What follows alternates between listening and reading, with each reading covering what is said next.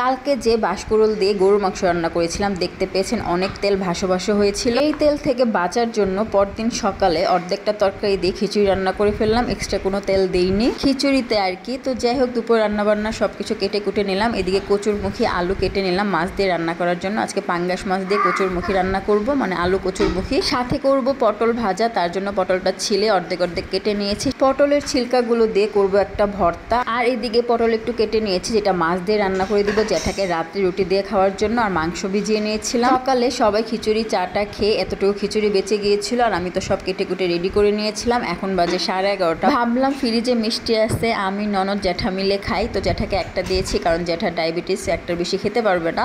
তো এইদিকে সব কিছু মেখে মুখে নিয়েছি, হলুদ লবণ দিয়ে ভাজবো। তার মধ্যে ডিমও সিদ্ধ দিয়ে দিয়েছিলাম, ডিম পাপাইকে আর জ্যাঠাকে দিয়ে দিলাম। তারপর এদিকে পটলের ছিলকা ভর্তার জন্য সবকিছু রেডি করে নিলাম। শুটকি, মাছ, কাঁচামরিচ সবকিছু টেলে টুলে নিয়েছিলাম। সরি, মাছটা ভেজে নিয়েছিলাম, তো এর মধ্যে কাঁটাটা বেছে নিয়েছি। এদিকে পটলটাও ভাজা শেষ, পেঁয়াজ ভাজতে দিয়ে দিয়েছি। এদিকে রাইস কুকারে তরকারিটা অলরেডি হয়ে যাচ্ছিল, তো মাছটা দিয়ে ফিনিশিং দিয়ে দিব, সাথে কাঁচামরিচটাও দিয়ে দিচ্ছিলাম। লাস্টে তো জিরার গুঁড়া দিয়ে নামিয়ে নিব। আর এদিকে একটা মাছ দেখতে পাচ্ছেন, এটা ওই যে পটলটা যে কেটে নিয়েছি, রাতের বেলা রান্না করে দিব জ্যাঠাকে। আর এই যে পেঁয়াজটা সব মশলা দিয়ে, মানে হালকা হালকা মশলা দিয়ে পটলটা একটু ভেজে নিচ্ছি।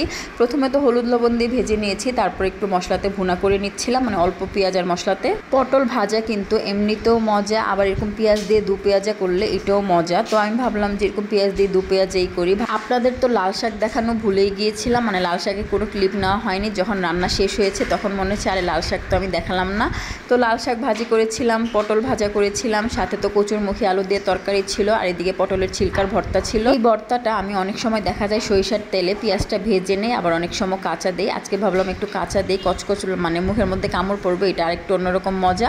তো এখানে সরিষার তেল আর লবণ দিয়ে পেঁয়াজটা ভালো করে মেখে ভর্তাটার সাথে মেখে নিব। আর ভর্তাটা কিন্তু আমি পাটাতে করছিলাম। আমার না পটলের ছিলকা বলেন আর বরবটির ভর্তা বলেন, মাছ ছাড়া খেতে একদমই ভালো লাগে না। আম্মুকে দেখতাম যে চিংড়ি মাছ দিত, এখন চিংড়ি মাছ পাবো কই, তাই পাঙ্গাস মাছ দিয়ে পটলের ভর্তাটা করে নিলাম, পটলের ছিলকার ভর্তাটা করে নিলাম। তো মাছ ছাড়া না আমার কাছে কেমন যে লাগে। তো যাই হোক, ওইদিকে জ্যাঠা নামাজ পড়ছিল, তো নামাজ শেষ করে জ্যাঠা খাবার খাই, তাই বাড়িতে সবকিছু রেডি করে নিলাম। নামাজ শেষ হলেই খাবারটা দিয়ে দিব। কালকে জ্যাঠা ননদ সবাই এত মোমো পছন্দ করেছে যে আমি আজকেও মোমো বানাচ্ছি বিকালের নাস্তায়। আর তার জন্য সব ধরনের মশলা দিয়ে, পেঁয়াজ টিয়াজ দিয়ে আর একটু লেবু চিপে মেখে টেখে আমি নর্মাল ফ্রিজে রেখে দিব। পরে ব্লেন্ড করে যেভাবে মোমো বানাবো সেটা তো আগে দেখতেই পেয়েছেন, মানে আগের ভিডিওতে, তাই আর নতুন করে মোমো বানানো দেখালাম না। এদিকে দেশি আদা ভালো মানুষ নিয়ে আসছিল কম দাম পেয়ে, 100 টাকা মেবি কেজি। তো এইগুলাকে আমি ভালো করে ধুয়ে নিয়েছি, ছিলকা আর উঠাই নেই। এগুলো নতুন আলুর মতো, মানে ধুতে গেলে একটু উঠে যায় ছিলকা।